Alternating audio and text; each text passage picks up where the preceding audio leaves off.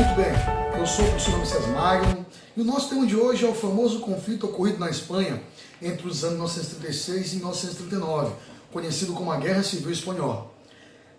Para começo de conversa, é bom lembrarmos que o mundo vivia a chamada crise dos Estados liberais, sobretudo após a famosa crise de 29.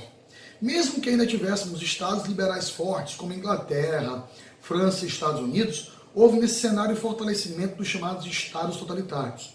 E que, para que fique bem claro, é fundamental entendermos que existem duas vertentes. Explicando melhor, é comum vermos pessoas por aí tentando justificar o governo nazista de Hitler como sendo um governo de esquerda. Não caiam nesse erro. Entendam que existem dois grupos de Estados totalitários e são totalmente opostos. É o que nós chamamos de espectro político. Tá? Do ponto de vista partidário e ideológico, nós temos o Estado totalitário de esquerda e o Estado totalitário de direita. Alguém vai dizer assim, mas eles têm controle líder, tem partido único, perseguem a oposição. Bem, são esses elementos que os tornam Estados totalitários. Pensa assim, se você tiver duas sentenças matemáticas muito parecidas, agora, se nessas duas sentenças tiver um sinal diferente em cada um dos lados, é o suficiente para o resultado ser completamente diferente. A mesma coisa vai acontecer aqui. Então vejam, no Estado totalitário de esquerda, que é o caso do stalinismo na antiga União Soviética, eles condenavam a propriedade privada e o Estado vai procurar confiscar as empresas para que elas fiquem sob seu controle.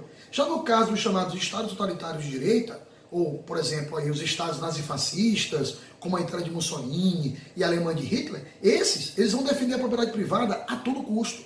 O que eles farão é controlar a economia e as relações de trabalho para impedir aquela extrema exploração do trabalhador e assim evitar grandes revoltas proletárias, garantindo a estabilidade e a harmonia da sociedade, que é um dos interesses dos Estados totalitários. Em resumo, se Hitler fosse de esquerda, ele faria a estatização das empresas.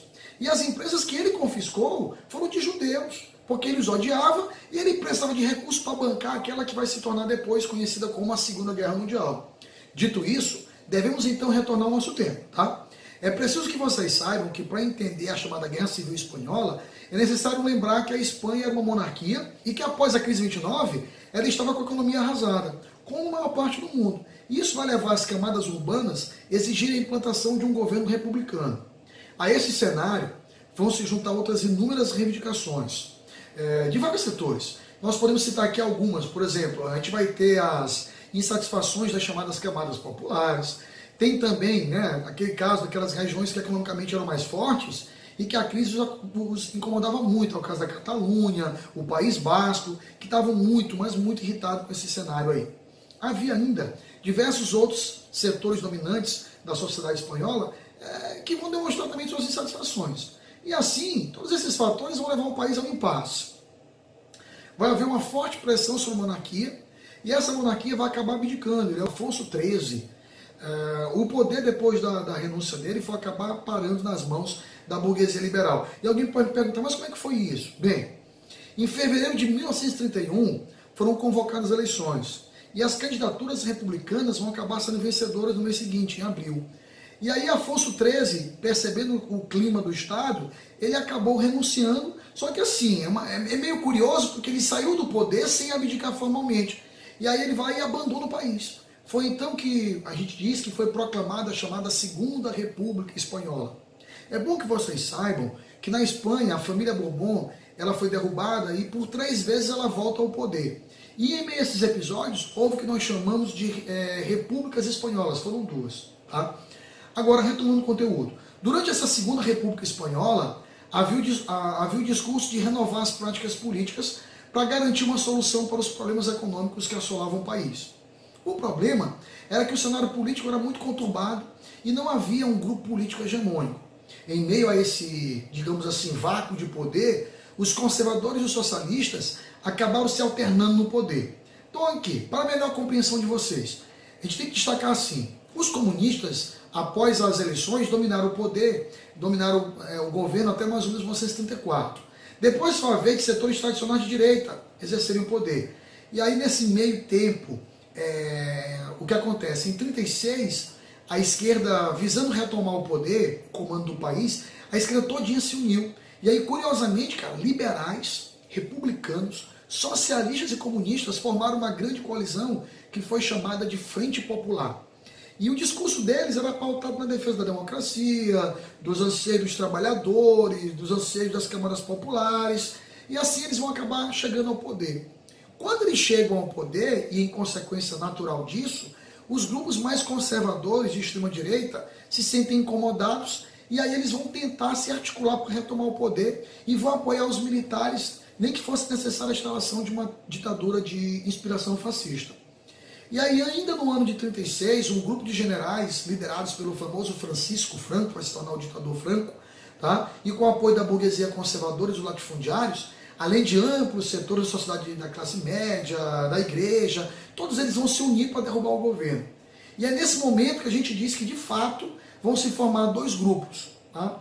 O primeiro desses grupos, os rebeldes, os opositores, que irão se denominar de nacionalistas, e o segundo grupo, que seriam os governistas republicanos. Efetivamente, com isso, a Espanha entrava em uma guerra civil. Os nacionalistas, no caso os fascistas, eles dominaram os setores rurais. Já nos grandes centros urbanos, como Madrid e Barcelona, o governo republicano, com apoio de setores populares, vão fazer muita resistência e vão conseguir manter-se no poder durante um certo tempo, fazendo uso aí de milícias. Curiosamente, diversos países reconheciam a legitimidade do governo republicano, mas não interviram. Tá? Então, entre esses países, a gente tem o caso aí dos Estados Unidos, o caso da Inglaterra, da França. Todavia, milhares de cidadãos de outros países vão acabar entrando nas chamadas brigadas internacionais pró-republicanas. Do Brasil, a gente pode dizer que foram enviados cerca de 16 homens. Desses 16 homens, apenas 2 eram civis, os outros 14 eram militares. E nesse caso, é interessante observar que esses brigadistas internacionais eram membros, em geral, eram membros do Partido Comunista espalhados pelo mundo. No caso brasileiro, ou eram ligados ao PCB, o Partido Comunista Brasileiro, ou eram ligados à Aliança Nacional Libertadora, aquela mesma que fracassou naquela tentativa de golpe chamado de Intentona Comunista, de 1935. Episódio em que verdadeiramente houve uma tentativa comunista de tomar o poder no Brasil. Eles tentaram derrubar Getúlio e tentaram implantar aqui um Estado socialista, mas foram derrotados por Getúlio. É em meio a esse cenário que, interessados em ampliar o número de Estados totalitários, aliados e simpáticos a essas ideias fascistas, chefes mais conservadores de outros partidos, como Adolf Hitler na Alemanha, Benedito Mussolini na Itália, Antônio Salazar em Portugal, eles vão ceder tropas em favor dos grupos, das tropas nacionalistas do Franco. Agora, um aspecto importante nessa história toda foi o fato que Hitler aproveitou o conflito para benefício próprio. Digamos que ele reuniu o útil ao agradável. Ele aproveitou a Guerra Civil Espanhola como campo de testes para que os militares alemães, juntamente com outros militares italianos, pudessem experimentar suas novas armas e táticas de guerra. E foi assim que, em 1937, as tropas alemãs usaram a sua famosa Legião Condor da Luftwaffe, que bombardeou e destruiu uma cidade basca. Tá? Essa cidade hoje é muito famosa, a cidade de Guernica. Esse episódio aconteceu em 26 de abril de 1937 e é retratado naquela famosa obra de Pablo Picasso, Guernica. E isso muito explica a popularidade do nome dessa cidade hoje. Sobre essa obra, ainda uma espécie de lenda que diz que em 1940, enquanto Paris era ocupada pelos nazistas, houve uma exposição de Picasso e um oficial alemão, diante de uma fotografia que reproduziu o painel Guernica, teria perguntado para Picasso se ele havia feito aquela obra. E Picasso teria respondido algo do tipo, eu não, essa obra é de vocês. Tá? Então olha só, se ele disse isso mesmo, ele está dizendo que os alemães é que fizeram a obra, ele só retratou o que os alemães fizeram. E se isso for fato verídico, ele foi muito corajoso. Viu? Pois bem, essa guerra civil termina em 1939, quando as tropas de Franco vão tomar a famosa cidade de Madrid, a imponente cidade de Madrid, impondo o seu governo de tendência fascista, o que vai ser conhecido como o franquismo. Essa guerra deixou um saldo de cerca de 1 milhão de mortos. E aí, em seguida, Franco vai tornar a Falange, a Falange que é o partido dele, vai ser considerado o único partido permitido, o partido único na Espanha. Por fim, ele vai permanecer no poder até 1975.